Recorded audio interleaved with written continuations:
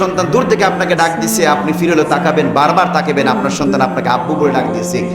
আর সেই জায়গাতে সরকার দু আলম নবী, শ্রেষ্ঠ নবী সারওয়ার কায়নাত, যিনি এখনো রওজা আতহারে এখনো আপনার জন্য তিনি কাঁদতেছেন, তার ব্যাপারে কোনো মায়া মোহাব্বত আপনার দিলে কাজ করে না।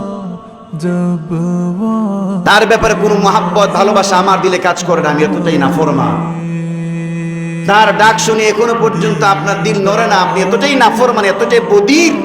আপনাকে কে বুঝাবে যে এখনো যে আপনার নবী আপনার জন্য মদিনাতে এখনো উম্মতি উম্মতি বলে কান্না করছে? আপনি যখন শুক্রবারে হোক শনিবার হোক, আপনি যখন বারবার নবীর উপর দুরূদ পড়েন, আল্লাহুম্মা সাল্লি আলা মুহাম্মদ সাল্লাল্লাহু আলাইহি ওয়াসাল্লাম, সাল্লাল্লাহু আলাইহি ওয়াসাল্লাম, যখন বারবার দুরূদ পড়েন, তার ফেরেশতা আল্লাহ পাক মোতায়েন করে রাখেন যে উম্মতের দুরূদগুলো পৃথিবীর আনাচে কানাচে থেকে রাসূলুল্লাহ রওজা পর্যন্ত এগুলোকে পৌঁছে দিবে। যখন উম্মতের দুরূদ যখন রাসূলুল্লাহ রওজা পর্যন্ত যখন পৌঁছায়া দেন, তখন রওজায়ে আতহার থেকে নবীজি তখন খুশি হয়ে বলে, কায়ের বাড়ি আব্দুল্লাহ আমাকে স্মরণ করছে, আল্লাহ আমার এই উম্মতটাকে তুমি অনেক ভালো রাখো, আমার উম্মতটাকে তুমি মাফ করে দাও, আমার উম্মতের উপর তুমি খাস রহমত বরকত তুমি নাজিল করো। এমন একজন নবী পাওয়ার পরও এই নবীর ব্যাপারে কোন মায়া মহাব্বত আমাদের দিলে কাজ করে না, যার কারণে আমার চুলের কাটিং এক বেঈমানের কাটিং, রাসূলুল্লাহর কাটিং আমি চুল কাটি না।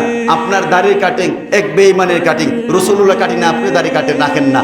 যার কারণে আপনার মুছ এক বেঈমানের মুছের কাটিং, রাসূলুল্লাহ ডিজাইনে আপনার মুছ রাখা নাই। আপনার ড্রেস রাসূলুল্লাহর ড্রেসের সাথে কোনো মিল নাই। আপনার নখ রাসূলুল্লাহর নখের সাথে কোনো মিল নাই। আপনার ঘরের সাজ সরঞ্জাম কোনো কিছুই রাসূলুল্লাহর সাথে মিল নাই। এই আপনি আমি আমরা এমন এক হালতে পড়ে আছি, আমাদের চোখ থেকে যেন আমরা অন্ধ, কান থেকে যেন আমরা বধির, দিল থেকে যেন আমরা অবুঝ হয়ে আছি। এইভাবে জিন্দেগি চললে তো রাসূলুল্লাহ শাফাত পাওয়াটা বড় কঠিন হয়ে যাবে। এই জন্য রাসূলুল্লাহর মহাব্বত দিলের মধ্যে হাজার ভাগ শতভাগ রেখে দিল থেকে মহাব্বত করে যদি রাসূলুল্লাহর প্রত্যেকটা সুন্নতকে অনুসরণ করে যেতে পারেন, ইনশাআল্লাহ দুনিয়া এবং আখিরাত উজালা হয়ে যাবে।